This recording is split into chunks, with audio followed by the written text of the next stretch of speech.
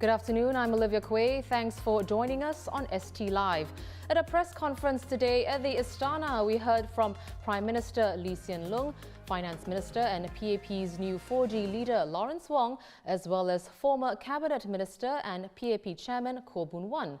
They gave more details on the party's succession and how Mr Wong was selected as its 4G leader. Mr Khaw saying that he interviewed 19 people as part of the decision process. The 19 consisted of 17 cabinet ministers, Speaker of Parliament Tan Chuan Jin, and NTUC Secretary General Ng Chi Ming. Not included were PM Lee and senior ministers Teo Chee Hean and Tharman Shanmugaratnam. Well, out of the 19 interviewed, 15 chose Minister Lawrence Wong as their preferred leader.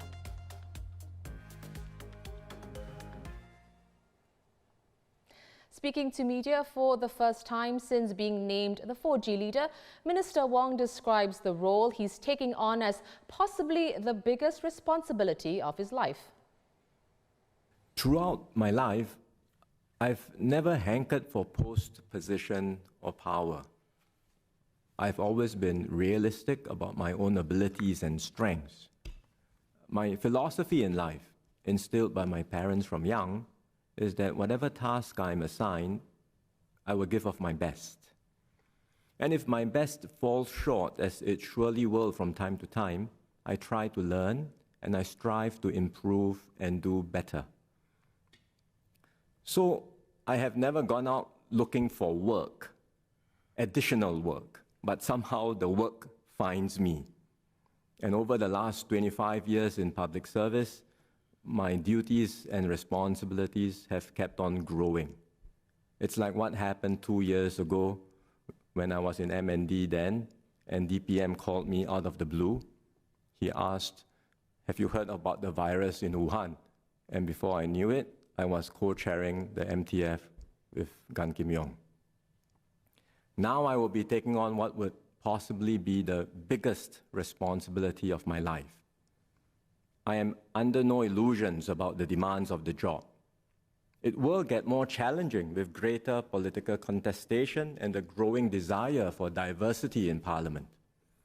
And as PM said in Parliament recently, we do not assume that the PAP will win the next general election. Every GE from now on will be about which party will form the government, not just how many seats the opposition wins or what percentage of the votes the ruling party gets.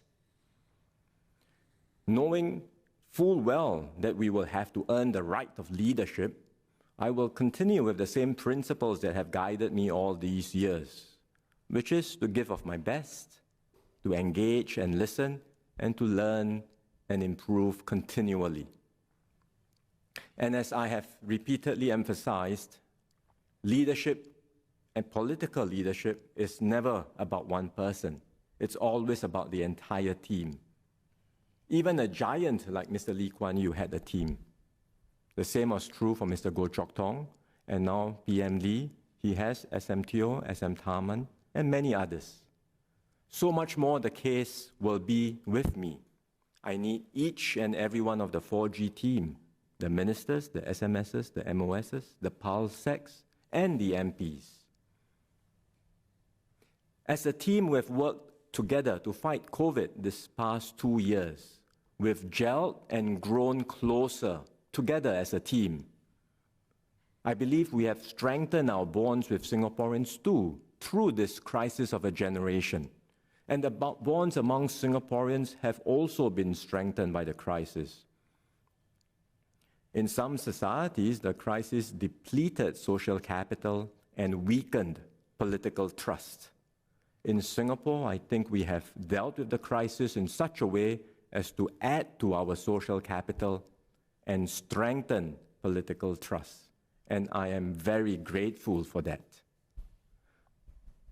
But beyond this crisis, there will be many more challenges ahead of us, especially as we enter a more complex, volatile, and unpredictable world.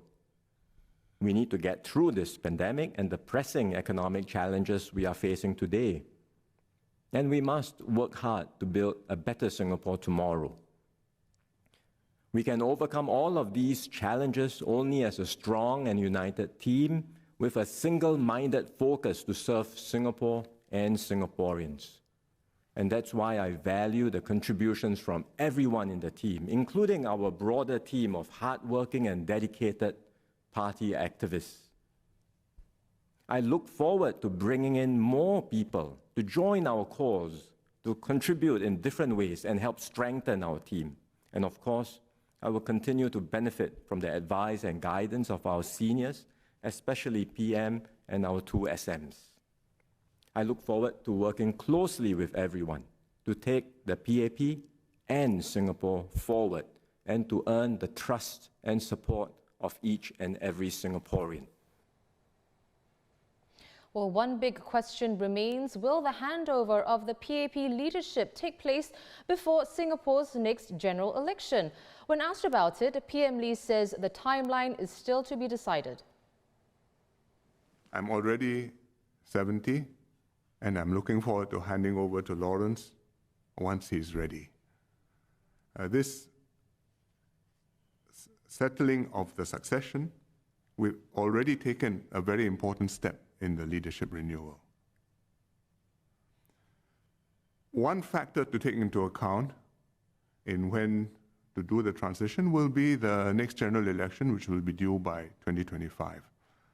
I will discuss with Lawrence, and we will decide later what's the best strategy for us to fight the next general election, whether for me to hand over to him first, he consolidates, he leads into the next election. It's clearly the 4G team and will be in charge after the next election. Or I go into the next election leading the PAP, fight the next election, win, and if we win, after that, Lawrence takes over, and then the 4G team goes forward. It will depend on how things evolve. It's something which we'll decide later on. But either way, our plan is for Lawrence to be the next PM if the PAP wins the next GE. And that has been settled. And the reaction from the public over the last 2 days shows that I think many people are happy we've taken this decision and are happy with the decision. Well, let's analyze today's developments with the Straits Times' political editor, Zakir Hussain. Zakir, was Minister Lawrence Wong's first media appearance since Thursday's announcement. To start, what are your first impressions? So I thought, Minister Lawrence Wong was quite confident in sort of outlining his, hopes for the team going forward, as well as his plans and his governing style. And it's almost as if Mr. Wong's sort of grown into the role in the past 2 years since he was tasked to co-chair the multi-ministry task force. He was also very confident when he delivered his maiden budget speech 2 months ago. I think we can expect, when cabinet changes are made in due course, and I think Mr. Wong does take on, further speaking or leadership opportunities, I think we can expect Singaporeans to glean more of his possible governing style as well as his approach to leadership. Zakir, building on what you just said, did we get a further glimpse today of what his leadership style could be? Yeah, I think he made very clear, that leadership is fundamentally about the team. And he sort of made this point that he would draw on, the wealth of knowledge as well as ability in his team, whether, they come from the public sector, had more exposure to policy work, or whether they were from the private sector. He says he values this diversity in the team greatly, and everyone brings within their unique capabilities and strengths. And I think his approach will be to draw on their strengths to come up with the best possible policies and outcomes for Singapore. Well, Zakir, much time was also spent today addressing the decision process, with Mr. Khaw saying he spoke individually to the 19 people involved. So what were the most interesting points that were revealed in choosing Mr. Wong as PAP's next 4G leader? So I think the details of the process were significant. As we all must have heard, 15 out of the 19 stakeholders involved chose Lawrence Wong as their preferred leader. But Mr. Khaw also disclosed that none of the others named garnered more than 2 votes. So this was pretty overwhelming, 79%. But also, I think the extent to which Mr. Khaw sort of and the stakeholders were sort of given to express their views and thoughts. They were assured of full confidentiality, and in turn, he said they were very candid.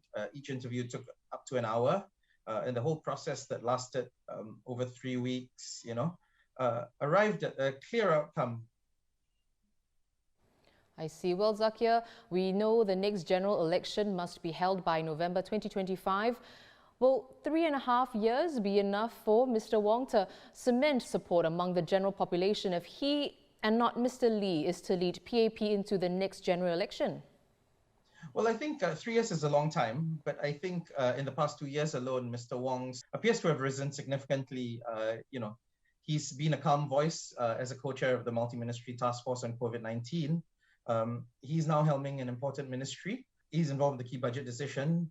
And I think his maiden budget speech, I think, left a good impression on many Singaporeans, sort of carrying through a fairly unpopular, what could be a popular policy, but calmly laying out the reasons why we needed a GST hike and why the, increase in taxes was balanced so that it's sort of in a fair and equitable manner.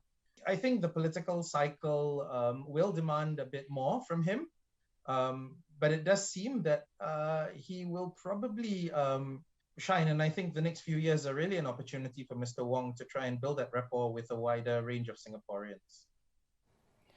Well, if Mr. Wong becomes Prime Minister, who will be his deputy or deputies? Do you think we will see sweeping changes at the next cabinet reshuffle or not? So I think what's clear is, the next cabinet reshuffle, I think, which my prediction is, I think it could likely take place within a month or so. What's clear is I think Mr. Wong will also be made a deputy prime minister.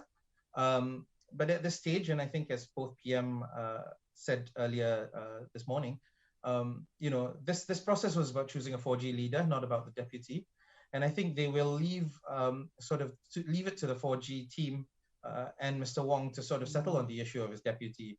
I think one thing we might probably expect is I think that the deputy will probably be, someone younger than Mr. Wong, I would say, who would be, maybe not the 5G leader, but, a possible 4G leader who would be able to work closely with him and I think support him in many key decisions as he assumes leadership role. I'm not sure what other leadership changes we might see at the cabinet reshuffle, but I would expect perhaps some of the more promising junior ministers will also be made full ministers, I guess. Many thanks to political editor Zakir Hussain. For updates and more analysis, head to straitstimes.com as well as Facebook and YouTube, where you can watch the press conference in its entirety. Don't forget to hit subscribe to stay informed and activate the bell icon on YouTube to catch live news updates. I'm Olivia Quay. Thanks so much for watching.